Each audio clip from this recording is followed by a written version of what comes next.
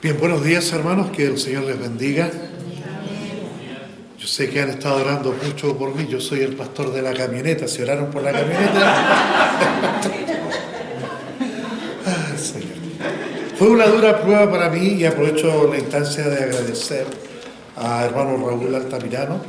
Fue un gran amigo, es un gran amigo y estuvo sobrellevando conmigo la carga. Fue un consejero y amigo, decía: paciencia, hermano, paciencia. Entonces, los pastores también pasamos por prueba. Cuando pasamos la examinación y somos ordenados al ministerio, allí la historia recién comienza para nosotros.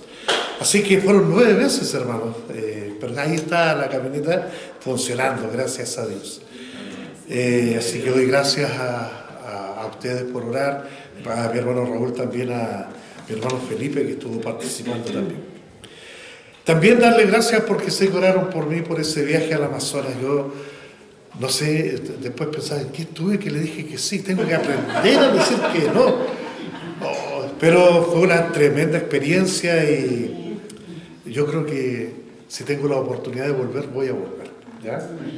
Así que, bueno, eso, hermanos míos. Saludo a la familia que está, en especial a la familia que está de visita. Agüero el apellido, que el Señor les bendiga. Muchas gracias por venir, ¿ya? Muchas gracias. Hay más pastores, no solamente el niño, yo soy de Chillán, imagínense. ¿Ya? Bueno, el monotemático, así le decían en el liceo, el monotemático, porque podía hablar solo de un tema en particular, de cómo ir al cielo. Se le conocía al monotemático por su gran habilidad para hilar el tema de la conversación, cualquiera que ésta fuera, para llegar siempre al mismo punto, hablar acerca de la salvación. Una tarde el monotemático, una tarde de verano, salió de su casa con el propósito de hablarle de sus sentimientos a la chica que a él le gustaba. Más tarde, de regreso en casa, su papá le preguntó: ¿y cómo te fue? A lo que él respondió: bien, papá, ella recibió al Señor como su Salvador personal. El monotemático. El monotemático, hermanos, era un joven proclive al Evangelio. Y esta palabra es importante porque significa una tendencia natural a. ¿Ya? Todos tenemos tendencias a algo en particular. Su pastor tiene una tendencia a sistematizar todo, a ser muy organizado. A él le sale natural ser así, y es fantástico. En cambio, yo tengo una tendencia natural, soy proclive a engordar. ¿Se habrán dado cuenta? Y así. Y hay alguien más en la Biblia que era proclive al Evangelio, porque ese es el tema en cuestión. Proclive al Evangelio es el título de este sermón. Y me refiero al apóstol Pablo. Era hasta monotemático. Yo creo que usted se aburriría de tener una conversación con Pablo porque siempre le va a estar enseñando. Es siempre de lo mismo, siempre las mismas cosas y usted diría: pero Pablo, cómprate una vida. ¿Cómo no tiene 8 temas de conversación? ¿Alguna serie de Netflix que estés viendo? Comenta otra cosa. No, Pablo era proclive al Evangelio. Y en Hechos capítulo 20 y el versículo 24, un versículo en particular que me hizo darle una vuelta más a la vida de Pablo, me llevó a esta conclusión de que él era proclive al Evangelio. En el versículo 24 dice del libro de Hechos: pero de ninguna cosa hago caso, ni estimo preciosa mi vida para mí mismo, con tal que acabe mi carrera con gozo y el ministerio que recibí del Señor Jesús, para dar testimonio del Evangelio de la gracia de Dios. Todo para dar testimonio del Evangelio de la gracia de Dios. Esto escribió Lucas respecto de las palabras que mencionó el apóstol Pablo cuando está en el trabajo de finiquitar su carrera. Él sabe que su carrera está llegando al fin y tiene poco tiempo. Y esto gatilló en Éfeso, habiendo entrado el apóstol Pablo a hacer un trabajo de 3 años, comenzó en la sinagoga de los judíos allí ya rápidamente los judíos celosos le dieron problemas, así que tuvo que salir con algunos hermanos y algunos discípulos y comenzó a congregarse en una escuela de filosofía de un hombre llamado Tirano, y ahí estuvo por largo tiempo enseñando a los discípulos. Y era tan metódico para trabajar que en 3 años la verdad es que estaba logrando buenos avances allí en Éfeso. Éfeso era una ciudad difícil, hay ciudades que son difíciles para el Evangelio y generalmente son ciudades que están entregadas al paganismo. Cerca de mi ciudad de Chillán está Yumbel.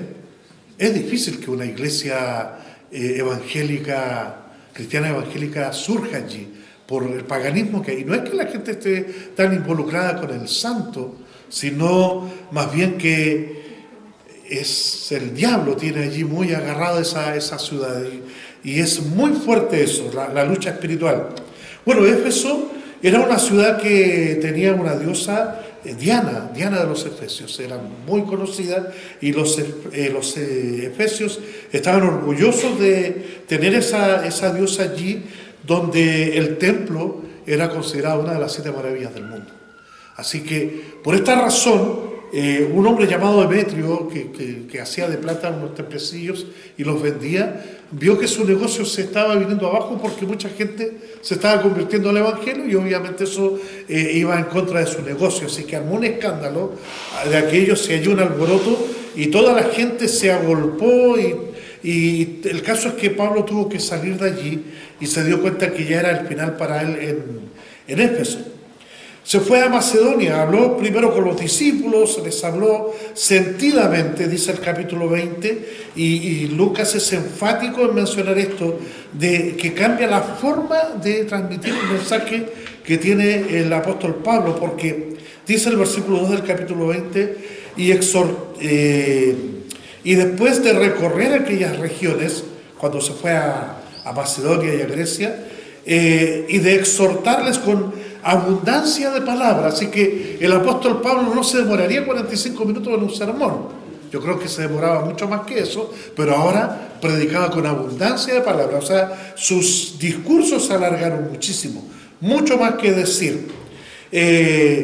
Luego llegó a Troas, allí junto a los discípulos, también les habló sentidamente, y como tenía que salir al día siguiente, alargó su discurso, dice, en la instancia en que Eutico cayó exhausto de sueño. Así, después les cuento de Eutico navegando en un peque a las 4 de la mañana, exhausto, ¿ya? Entonces está en esta actitud de Troas, se pasa a Mileto, porque quería volver por cierto lugar, pero por las acechanzas de los judíos no podía, y él tenía en mente ir a Jerusalén, a la fiesta de Jerusalén. Entonces vuelve a Mileto, y desde allí manda a buscar a los ancianos, a los discípulos, hace una confraternidad de pastores, llama a los pastores de Éfeso, y les habla. En el campo decimos palabrear. No, los papás llegan al punto en su vida en que tienen que palabrearse a su hijo. Hay una canción, venga mi hijo, acérquese, ¿ya? 2 campesinos se juntan para decirle una palabrita y se pueden estar allí 4 o 5 horas afirmados, uno en la pala y el otro en la orquesta, y hablan de grandes cosas allí. Palabrear, hermanos, es cuando se tienen cosas importantes que decir y se dispone de tiempo para eso. Yo me imagino a Pablo en esa condición con los ancianos, con los pastores, que mandó a buscar desde Mileto, y les empieza a decir esto desde el versículo 17 del capítulo 20, de cómo ha sido. Dice, enviando pues desde Mileto a Éfeso, hizo llamar a los ancianos de la iglesia. Estos son pastores de la iglesia que está en Éfeso.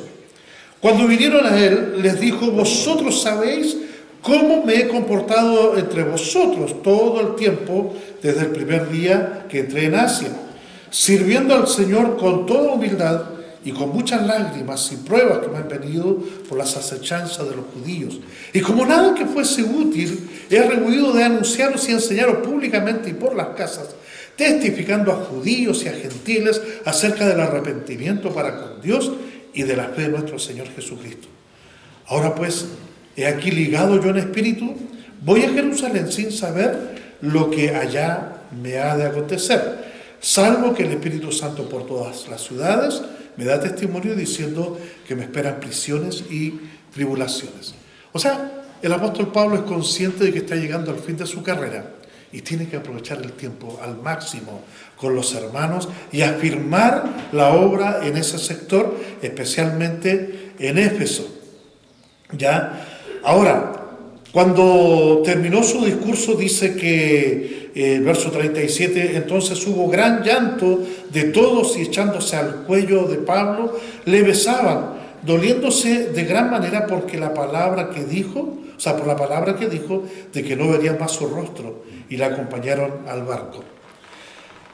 Todo esto me hace pensar cuando un pastor ya llega a cierta edad y sabe que tiene que redondear, tiene que afirmar, tiene que terminar una obra que es grande, que es compleja y que ocupa toda la vida, ¿ya?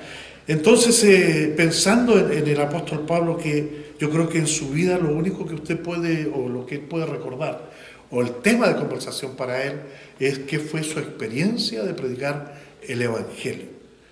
Claro, eso para un pastor es normal, pero usted tiene una vida, ¿verdad? Usted sale de aquí y tiene otras cosas. ¡Qué lindo! Diversidad de cosas. En la vida del pastor está el Evangelio, cómo hacerlo mejor, cómo hacerlo más, cómo ser más efectivo, en fin. Entonces yo me identifico con el apóstol Pablo en esto y yo creo que también a estas alturas me he convertido en un hombre proclive al Evangelio.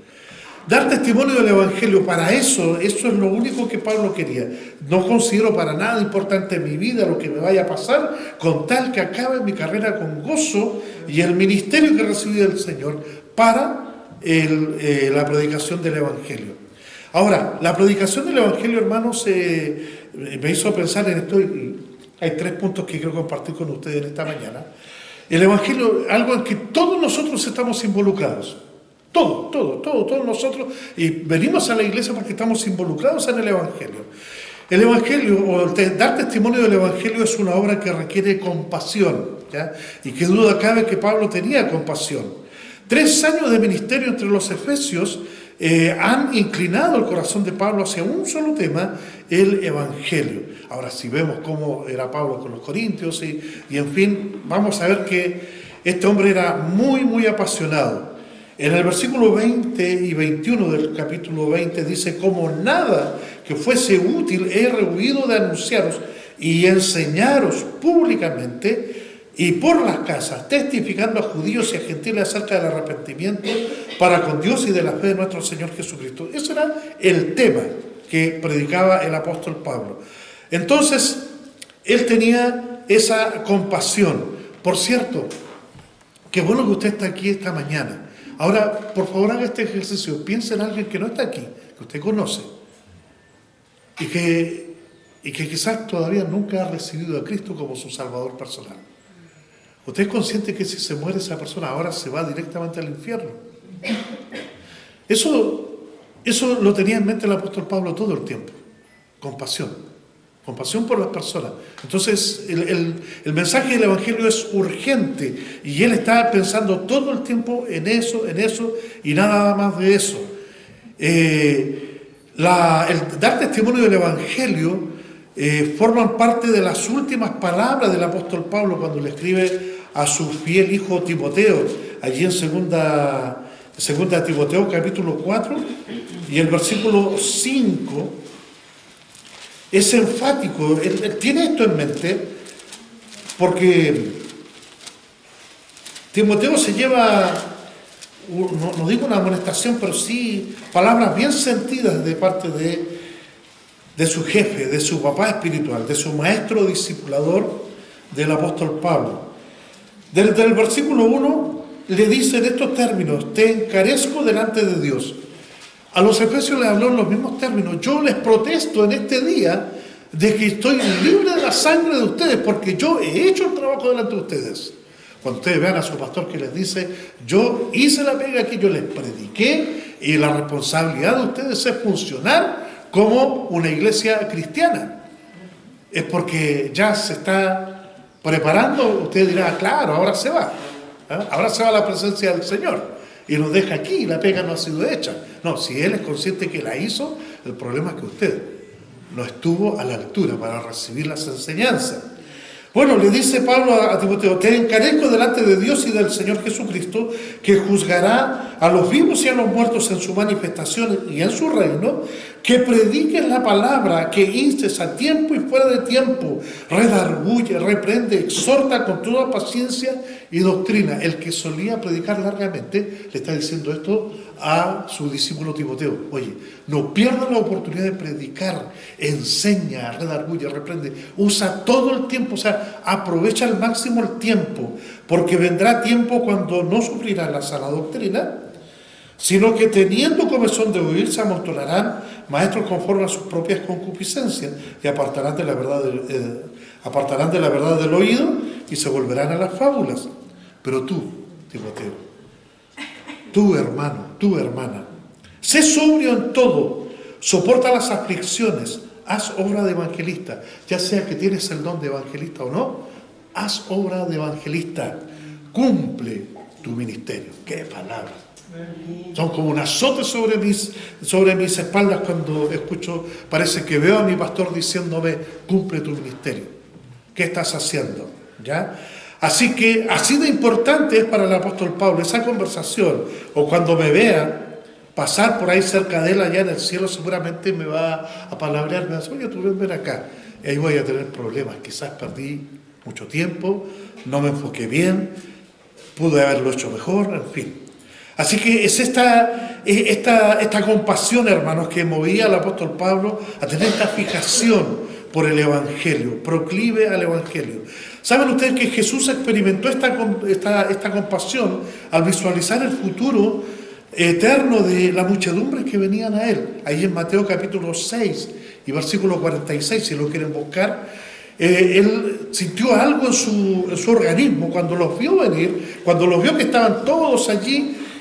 Sufrió algo que en griego es un splashnisomai, o un splashna, que es algo que, a ver, esa palabra significa sentir que las entrañas anhelan, cuando amar entrañablemente, o las mamás, por ejemplo, cómo es el amor que tienen por sus hijos, es un amor visceral, que les nace de aquí.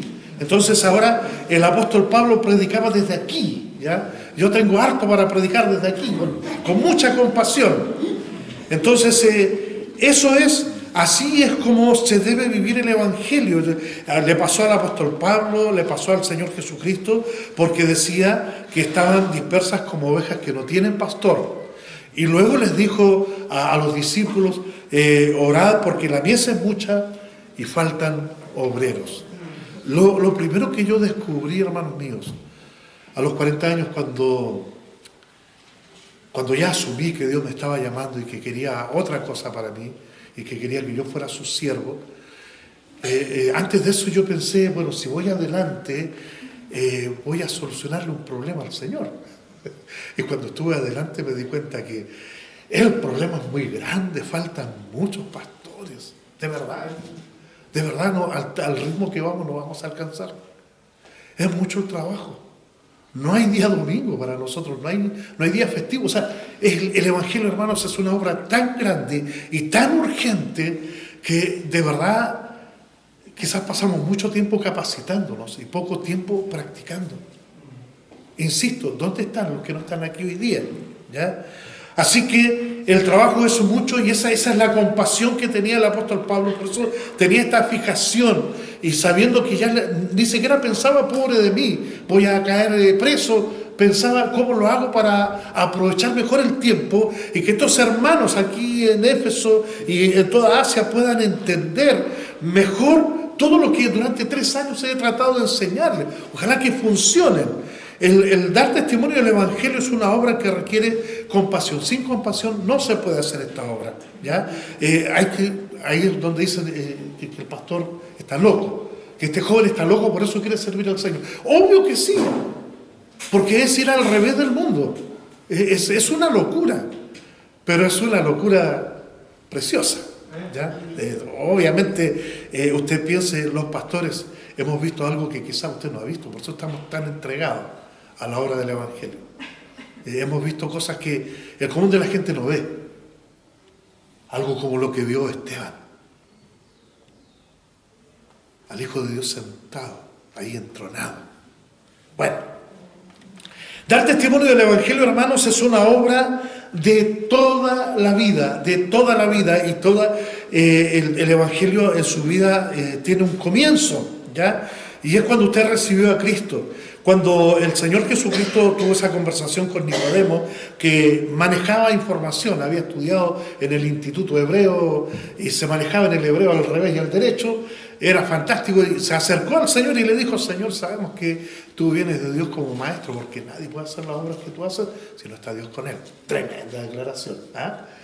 Una declaración doctrinal, y el Señor Jesucristo le responde: mira, de cierto te digo que el que no naciere de nuevo no puede ver el reino de Dios. No lo puede discernir. No puede entender.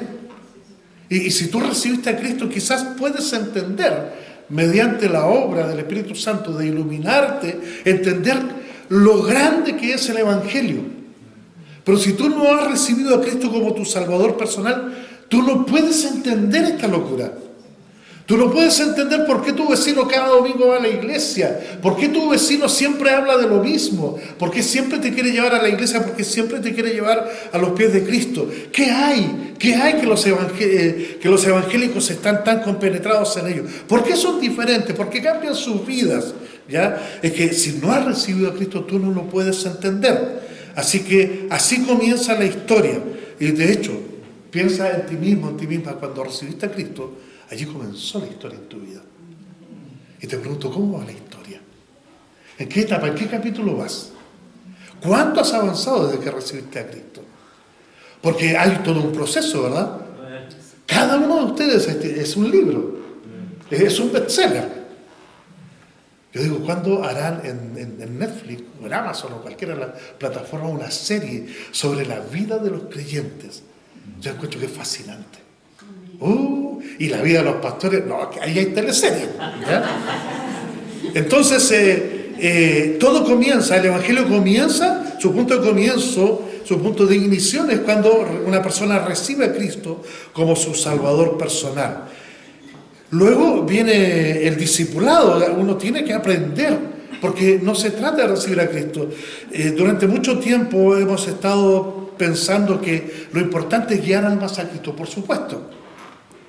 Bien, mi pastor me decía que guiar a Cristo es un trabajo muy bonito. A todos les gusta. Es como traer hijos al mundo. Es fantástico, sobre todo a los jóvenes les gusta traer hijos al mundo. Criarlos es más difícil. Ahí la cosa se pone complicada. Entonces, él como pastor me decía, sí, hay que evangelizar, pero hay que traerles a la iglesia, hay que discipularlos, hay que prepararlos. Allí en Mateo capítulo 28, versos 19 y 20, mi Señor Jesucristo, después de haber vencido a la muerte, le dice a los discípulos que deben hacer discípulos, deben discipular a todas las etnias del mundo, a todas las etnias, sean mapuches, sean lo que sean, por todos lados, no es por los países, es por las etnias, los grupos étnicos, ¿ya? Que deben llevar el Evangelio, deben bautizándoles en el nombre del Padre y del Hijo y del Espíritu Santo, enseñándoles que guarden todas las cosas que os he enseñado. Entonces, luego de recibir a Cristo, viene el bautismo. El nuevo creyente está pensando, viene el bautismo, me bautizaré. Es que es muy grande el compromiso. Es que yo estoy bien, pastor, yo ya recibí a Jesús. Así me decían cuando íbamos a tocar puertas cerca de mi casa. Buenos días, vecino, ¿sabe qué? Si yo ya recibí a Jesús. Gracias. Yo dije, wow, hicimos mal el trabajo. Porque él está convencido que eso es todo. Así que, si tiene que bautizarse, bueno, es lo que sigue en su historia. Y luego que se bautizó, el discipulado de 4 lecciones. Hermana, ¿usted hizo el discipulado? Sí, pastor, yo lo hice. ¿Cuál? El de 4.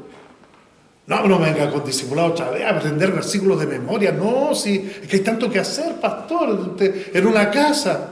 Hermano, ¿cómo estamos con el discipulado? No, yo lo hice, pastor, hace 5 años atrás, acuérdese. ¿Cuál hizo? Yo hice el de 8. Bueno, algunos llegaron a la lección 16. ¡Wow! Tremendo. 16 lecciones, 16 reuniones, quizás unas pocas más con el pastor, para alcanzar esa meta, ¿ya? Bueno, luego del bautismo viene la enseñanza de todas las cosas. En el discipulado de 16 lecciones, yo le aseguro que usted no logró aprender todas las cosas que mi Señor Jesucristo enseñó a sus discípulos. O sea, hay mucho más todavía. Ya esta carrera no termina todavía. O sea, ni piense ni por un momento que está todo listo en su vida, aunque lleve muchos años en el Evangelio. Todas las cosas. Fíjese que el apóstol Pablo, después que habló con los hermanos de Éfeso y les protestó, les dijo que ya su fin se acercaba y trató de abrochar el partido, como se dice en el tenis, ¿ya? Luego en la cárcel les escribe una carta, una tremenda carta, donde vuelve a enseñar las cosas muy básicas que son elementales allí acerca de la identidad de Cristo, cómo deben vivir. Muy buena la carta, muy completa a los Efesios. Yo estoy haciendo un estudio de esto. Empecé por un sermón, voy a terminar, quizás voy a escribir un libro. Voy a escribir un libro sobre la carta a los Efesios. Se va a llamar así como Maduros en Cristo. ¿O ya existe? Ay, no hay nada nuevo bajo el sol. Bueno, existe ese libro, muy bueno. Entonces viene después del discipulado. El discipulado no son 16 lecciones, hermano, es una vida. Y en el capítulo 4 de la carta a los Efesios es tan importante esto, es tan importante, y esto para que ustedes sepan qué es la iglesia. En el capítulo 4, versículos 11 y 12, el apóstol Pablo les escribe a los Efesios que es tan importante este proceso del Evangelio, que es tan completo. Hablando del Señor Jesucristo, les dice, y él mismo constituyó a unos apóstoles, a otros profetas, y a otros evangelistas, y a otros pastores y maestros, o pastores maestros. Entonces, el Señor Jesucristo dejó para la iglesia estos dones que son para la iglesia, regalos para la iglesia, para la edificación del cuerpo de Cristo. O sea, hablar y hablar del Evangelio, enseñar el Evangelio, repartir el Evangelio, crecer en el Evangelio, avanzar en el Evangelio. Todo eso, hermanos, el Evangelio no es solamente guiar un alma a Cristo, no es solamente discipular. Entonces, ¿hasta cuándo usted tiene que aprender? Bueno, el versículo 13 dice, hasta que todos lleguemos a la unidad de la fe y del conocimiento del Hijo de Dios, a un varón perfecto a la medida de la estatura de la plenitud de Cristo. Y ahora entiendo por qué el apóstol Pablo tiene esta fijación.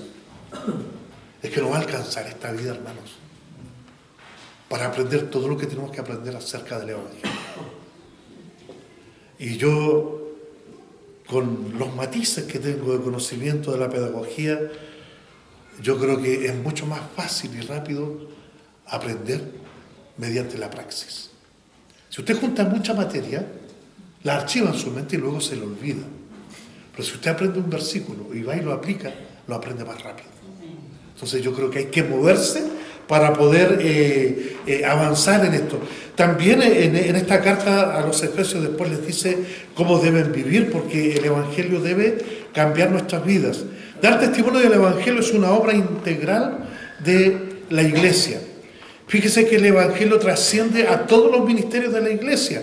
Llámese la escuela dominical, el grupo de señoras, el grupo de varones, que ahora fueron desafiados, ¿cierto? Yo le puse aquí un club de pesca también. Es bueno tener un club de pesca en la iglesia y llevarlos al río y decirles allí, contarles, mira, el Señor Jesucristo en una situación muy similar les dijo a los pescadores, venid en pos de mí, os haré pescadores de hombres. ¿Saben qué significa? Y vamos otra vez con el Evangelio, ¿ya? Reunión de jóvenes, evangelismo explosivo, tocar puertas, un evangelio relacional, en la familia, todo, hasta en la cocina. ¿Saben que a mí me pasa algo con las hermanas de la cocina? Las amo mucho, son muy buenas las hermanas para cocinar.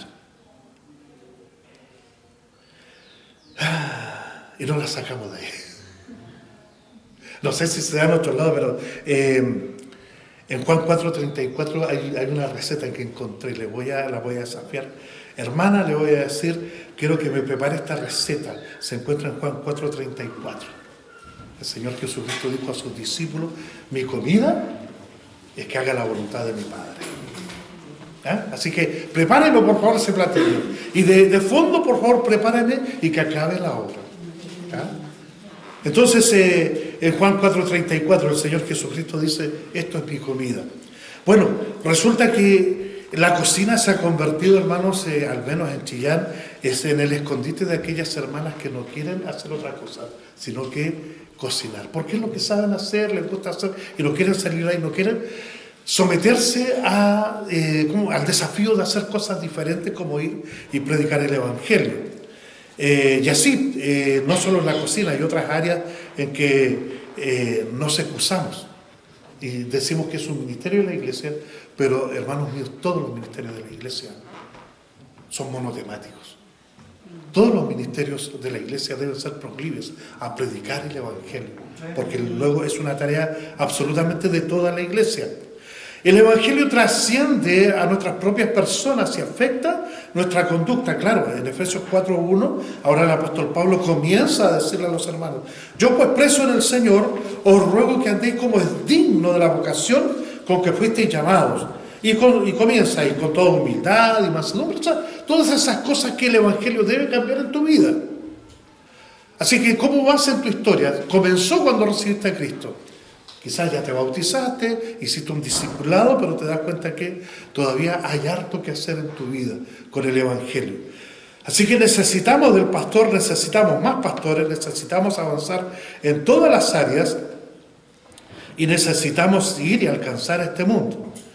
Se deben alcanzar, hermanos míos, todas las metas sin dejar de hacer las cosas elementales. O sea, porque hablaba con el pastor Jaime, esta es mi debilidad.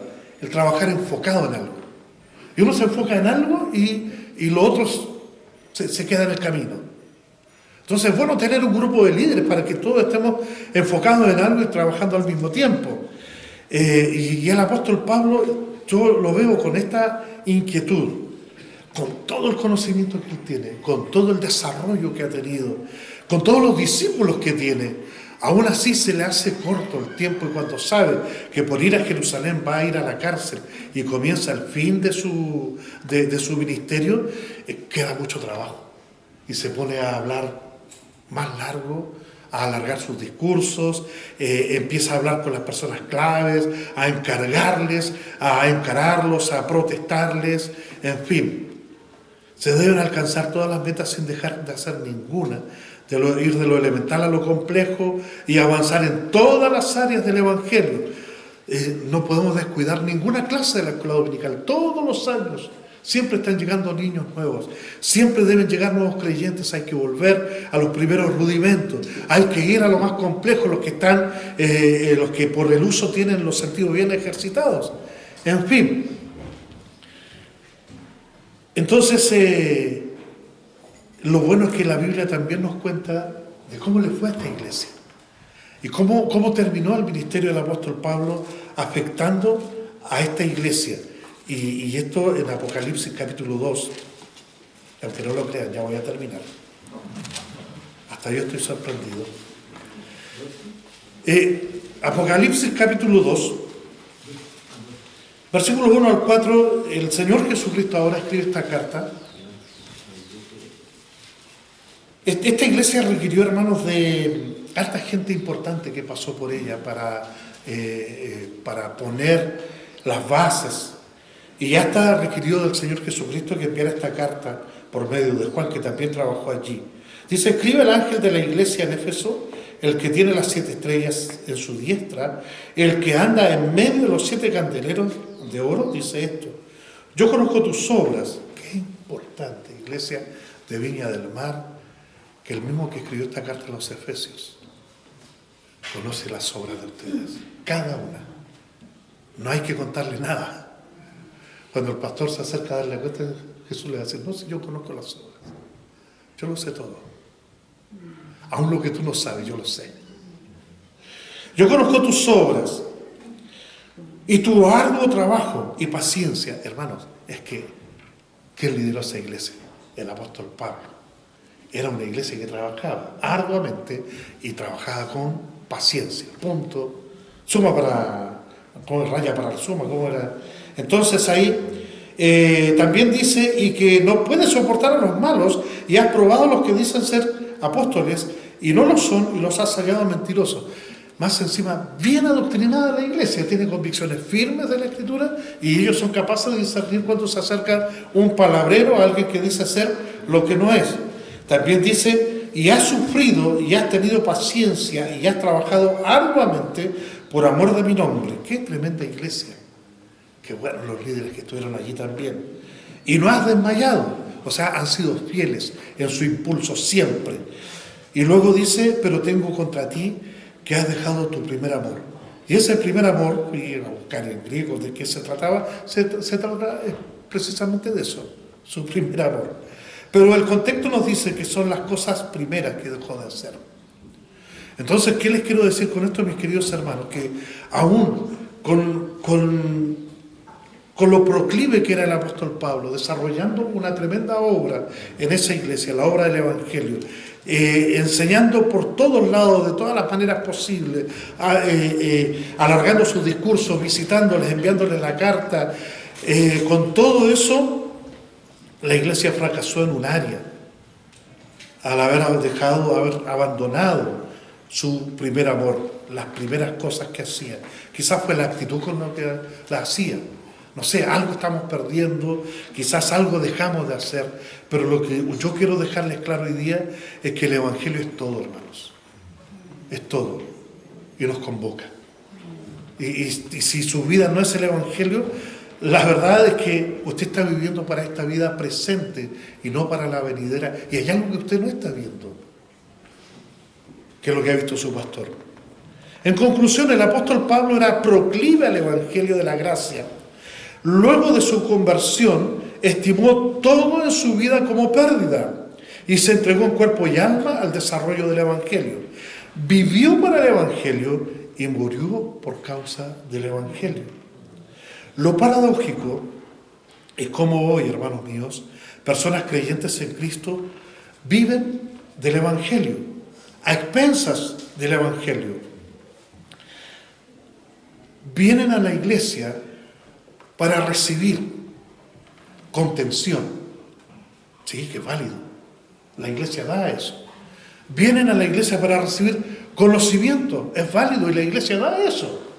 Vienen a la iglesia para recibir compañerismo, comunión. Y es válido porque la iglesia da eso. Si la gente está sola afuera en el mundo, vengan a la iglesia, que van a recibir mucho amor, mucho cariño, mucha contención. Si tiene problemas, si su matrimonio está arruinado, venga, fantástico, aquí le vamos a cobijar, le vamos a sustentar, le vamos a ayudar. Pero tiene que llegar un día en que usted está del otro lado, ahora usted sirve, ahora usted predica el Evangelio, ahora usted va, discipula, usted gana almas, trae gente, las prepara, hace la obra del Evangelio, cambia su vida. Pero no, hay gente en las iglesias que viven del Evangelio, expensas del Evangelio y que mantienen este mensaje capturado, se quedan con él. Vienen a la iglesia, escuchan un buen sermón, se van con él para la casa y nadie más sabe de ese sermón. Usted no lo reproduce, porque es para usted. Gracias, pastor, por la palabra, llegó a mi corazón. Bueno, que rebote en su corazón para que llegue a otro corazón. No entran ni dejan entrar a otros. Mal ocupan el tiempo de los pastores y los embaucan para que dediquen sus vidas a obras muertas y finitas como lo son las de esta vida presente. Y esto yo me he percatado. Hay psicólogos que le pueden escuchar y le van a dar una palmadita en la espalda y le van a decir, mira, haz lo que te haga sentir bien. Pero, hermanos míos, el pastor le puede contener, le puede ayudar, le puede aconsejar. Pero más que eso, el pastor está aquí para prepararle para la obra del Evangelio. Que nunca se le olvide eso. Usted llega a la iglesia para vivir el Evangelio. ¿Qué vieron los apóstoles? ¿Qué vieron que vivieron para el Evangelio y murieron por su causa? En Hechos capítulo 7 y quiero que lea conmigo este pasaje, Hechos capítulo 7, versículo 56. Esteban, gran diácono, gran joven, conocedor de las Escrituras, de lo mejor que había en la incipiente iglesia de Jerusalén, que fue sacrificado, el primer mártir, antes de morir, dijo: he aquí veo los cielos abiertos y al Hijo del Hombre que está a la diestra de Dios. Piense por un momento la visión de Esteban. Vivió por esa visión. Y antes de morir, después de decir: Señor, no le tomes en cuenta este pecado, no, que no la embarres, que esto no signifique que van a quedar vetados para el Evangelio. Que ellos se puedan arrepentir, que tengan oportunidad de arrepentirse, que yo no sea un tropiezo en la vida de ellos. Esteban, antes de morir, vio los cielos abiertos y dijo eso, y al Hijo del Hombre que está a la diestra de Dios. Y hermanos, esa visión es la que nos debe motivar. Esa es la visión que un hombre o una mujer que está entregado de lleno al Evangelio está viendo. Hay un cielo más allá, hay una vida más allá, y está el que resucitó entre los muertos, el que dijo a sus discípulos: toda potestad me da en el cielo y en la tierra. Está Él aguardándolos para la vida que sí vale, para la vida que es de verdad. Esto es el Evangelio, hermanos. Esto es el Evangelio.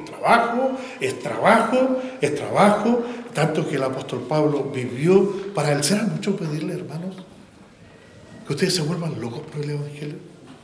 Que se vuelva el Evangelio su tema de conversación, que su vida sea crecer en la iglesia a razón de hacer que otros crezcan. Será mucho pedir, porque el apóstol Pablo parece que tenía este problema, y así los pastores, los apóstoles. Ahora, procure visualizar esta imagen. Por favor, quiero pedirles por un momento, cierren sus ojos, e imaginen que están mirando hacia arriba, y más arriba, bueno, vemos nubes, parcialmente nublados, ¿cierto? Pero más arriba, mucho más arriba, se abre el cielo, se despliega para ustedes, y vemos a Él allí entronado. La razón de nuestra esperanza, la razón de por qué vivimos, de por qué somos salvos, la confianza que tenemos en los días difíciles, de que un día estaremos con Él. Y ahora regresamos a la tierra y abren los ojos y me miran a mí. Y yo les pregunto: ¿cómo vivirán el resto de sus días? Porque el apóstol Pablo tenía una fijación: solo el Evangelio. Nada más me importa en esta vida. Si puedo hacer que más hermanos entiendan, que capten la visión, es mucho el trabajo, es grande la necesidad, y si usted ayuda, podemos avanzar más. Tengamos un momento de oración.